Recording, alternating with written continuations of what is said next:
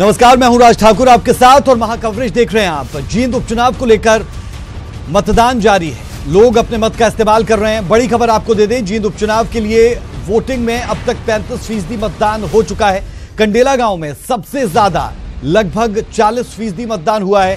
तो ये बड़ी खबर, जहां 35% मतदान हो चुका है। 5 घंटों में ही 12 बजे तक का अपडेट हम आपको दे रहे हैं। 7 बजे मतगणना शुरुआत हुई और लोग अपने मत के इस्तेमाल के लिए पहुंचे। तो मतदान 7 बजे से लेकर 12 बजे के बीच में 35% हो चुका है और अभी भी 5 घंटे का समय बाकी है। अगर अब से लेकर 5 बजे तक देखते हैं तो 4.5 घंटे बचे हैं। तो 35% जो मतदान अब तक हुआ है, यह आंकड़ा और बेहतर और सुधरने की पूरी उम्मीद, यानी वोट परसेंटेज हाई है। उसके क्या फॉलबैक रह सकते हैं और पार्टीज के लिए, उस पर भी चर्चा करेंगे। और संवाददाता लगातार हमारे साथ बने हुए हैं, जींद से लेकर चंडीगढ़ तक। रुक कर रहे हैं चंडीगढ़ से संवाददाता मनोज कुमार का। मनोज, लेटेस्ट अपडेट्स के साथ बीजेपी के प्रदेशाध्यक्ष सुभाष बराला आपके साथ, उनसे बातचीत कर इन चुनावों के समीकरणों पर बात कर सकते हैं आप। जी बिल्कुल राज, देखिए जींद विधानसभा की सीट पर जो उपचुनाव है उसका मतदान आज हो रहा है और सभी दलों ने उस पर पैनी नजर बनाई हुई है। चंडीगढ़ में इस वक्त भारतीय जनता पार्टी के प्रदेश अध्यक्ष सुभाष बराला अपने आवास पर मौजूद हैं, लेकिन पल पल की अपडेट वो लगातार जींद में कार्यकर्ताओं के माध्यम से, अपने नेताओं के माध्यम से ले रहे हैं। और जो अभी हमने कुछ देर पहले बराला जी से बात की तो उनका आत्मविश्वास कुछ और बढ़ता हुआ नजर आ रहा है। जानते हैं, सीधे बात करते हैं बराला जी से। बराला जी, कितने कॉन्फिडेंट, मैं फिर आपसे पूछूंगा, हैं आप? अब जो मतदान है करीब आधा समय हो चुका है। देखिए, जिस प्रकार से एक भारी मतदान जींद के मतदाता करने के लिए बूथ के ऊपर आ रहे हैं, उसके आधार पे और उनका उत्साह देख करके मैं एक बात कह सकता हूं कि इस चुनाव के अंदर भारतीय जनता पार्टी की जीत पूरी तरह से सुनिश्चित है। करीब 40% के आसपास मतदान अभी हुआ है, जो जानकारी आ रही है। 40% मतदान के आधार पर अपडेट आप ले भी रहे हैं अपने कार्यकर्ताओं से, क्या लग रहा है?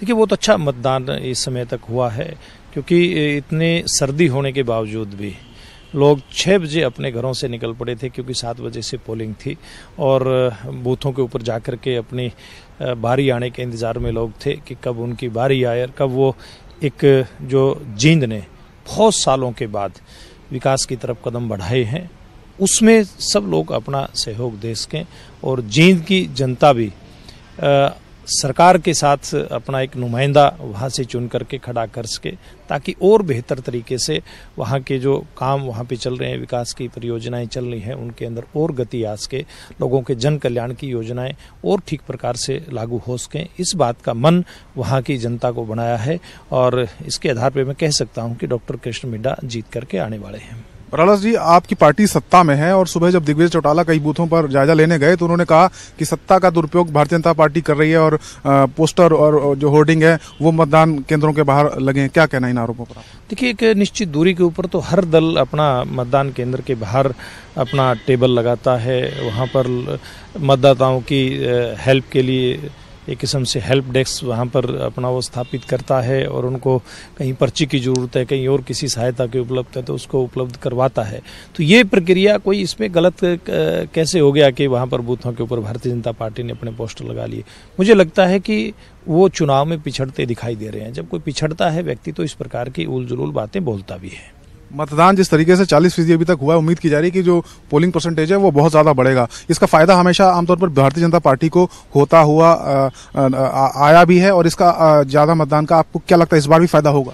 कि पिछले चुनाव जो अभी निगम के 5 निगमों के चुनाव हुए थे, उसमें भी भारी मतदान हुआ था और लोगों ने विकास के लिए वोट डाला था, लोगों ने डेवलपमेंट के लिए वोट डाला था। और इस चुनाव में भी लोग, मुझे लगता है, इसी आधार पर वोट डाल रहे हैं और निश्चित रूप से इसका फायदा भारतीय जनता पार्टी को मिलने वाला है। बराला जी, क्या ये चुनाव एक प्रतिष्ठा का सवाल सभी दलों ने बना लिया और इसका जो इम्पैक्ट है वो आगामी लोकसभा और विधानसभा के चुनाव पर पड़ेगा? शायद यही वजह की सभी दलों ने इतना जोर लगाया। आप खुद, आपके तमाम बड़े नेता, मुख्यमंत्री, सभी ने प्रचार किया, कांग्रेस ने भी किया, जेजेपी ने भी अपनी पूरी और इनेलो ने भी अपनी पूरी जो उसमें है अपनी जान लगाई। कैसे देखते, क्यों इतना ये प्रतिष्ठा का सवाल बना चुनाव?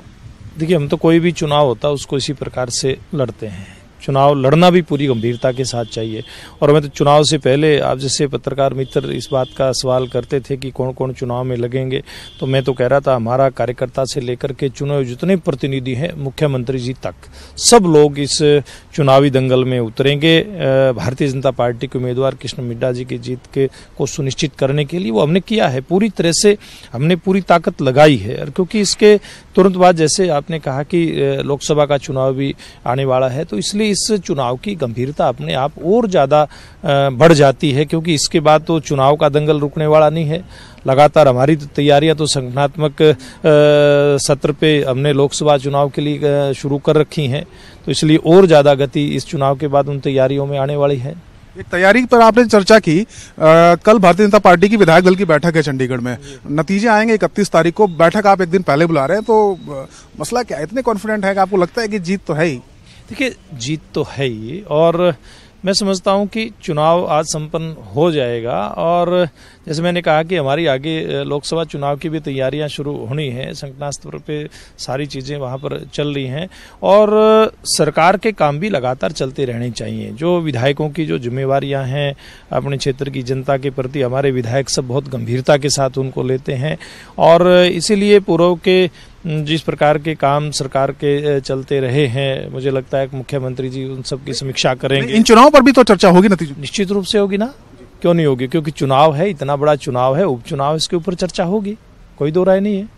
एक आखिरी मेरा सवाल है बराला जी आपसे, क्या अगर ये चुनाव आप जीते तो विधानसभा के चुनाव आप लोकसभा के साथ करा सकते हैं? ऐसी संभावनाएं लगातार जताई जा रही हैं, प्रशासन भी, सरकार भी, चुनाव आयोग भी, सभी इसको लेकर भी तैयारी कर रहे हैं। देखिए, जीत के प्रति अगर मगर तो कुछ नहीं है, जीत तो हम रही है, वहां की जनता ने ऐसा मन बनाया है। और जहां तक इसकी बात है, विधानसभा लोकसभा चुनाव की बात है, तो लोकसभा का चुनाव अपने समय पर मुझे लगता है होगा, और विधानसभा का चुनाव 100% अपना जो समय है उसका, यानी कि अक्टूबर में, उसी समय पे होगा।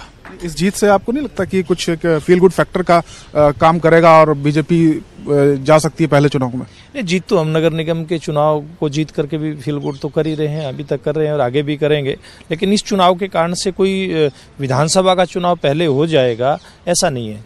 विधानसभा का चुनाव अपने समय पे होगा। तो सुभाष बराला हैं, हमसे चर्चा कर रहे थे विधानसभा के उपचुनाव के मतदान को लेकर। राज जी मनोज, बिल्कुल।